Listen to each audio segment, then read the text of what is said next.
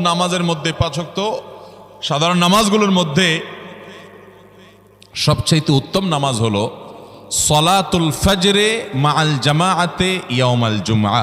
জুমার দিন ফজরের নামাজ জামাতের সাথে আদায় করা হলো যত নামাজ আছে এর মধ্যে সবচেয়ে শ্রেষ্ঠ নামাজ।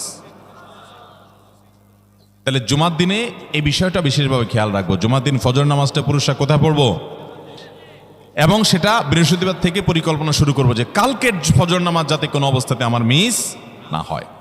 আমাদের আখিরাতের ব্যবসা এটা ভাই, আখিরাতের কারেন্সি সংগ্রহ করা।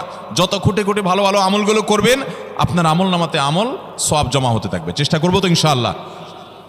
আমাদেরকে শয়তান অন্যদিন ফজরের নামাজ পড়ার সুযোগ হলেও শয়তান এমনভাবে আমাদেরকে ধোঁকা দেয়, শুক্রবারে ফজরটা পড়াটা সবচেয়ে বেশি কঠিন হয়ে যায়।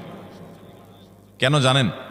কারণ ইবলিস তো জানে হাদিস আপনি জানেন না, হয়তো অনেকে হয়তো আজকে শুনছেন, আমি কোনো হাদিস না জানতে পারি। ইবলিস ঠিকই জানে যে ফজর নামাজ এই দিন যদিও জামাতের সাথে ফজর পড়ে ফেলায় তাহলে তোর আখিরাতের ব্যবসা অনেক দূর আগে যাবে। ওর সাথে তো আমাদের বাবা আদমের সাথে সেই চ্যালেঞ্জ, আদম আলাইহিস সালামকে সিজদা করতে বলা হয়েছে, সে তো করে নাই। তার সৌজন্য বা তার জন্য সিজদা নিবেদন করে নাই। আল্লাহ তাআলা সেজন্য তাকে জান্নাত থেকে বের করে দিয়েছে। তার কারণে এই ইবলিস তখনই আল্লাহর সাথে আল্লাহর সামনে চ্যালেঞ্জ ছুড়ে দিয়েছে আদম আলাইহিস সালামের সাথে যে লা উবিয়ান্নাহুম আজমাইন, আমি আদমের সব সন্তানগুলোকে পথহারা করে ছাড়বো, ওদেরকে জান্নাতের পথে চলতে দিব না। এই জন্য আল্লাহ তাআলার কাছে সে কিছু পাওয়ার চাইয়া নিছে।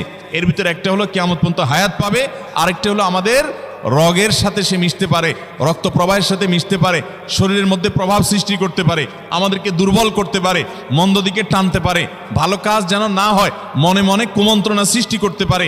এই পাওয়ার সে নিয়ে এসেছে। এই জন্য তার সাথে আমাদের চ্যালেঞ্জ।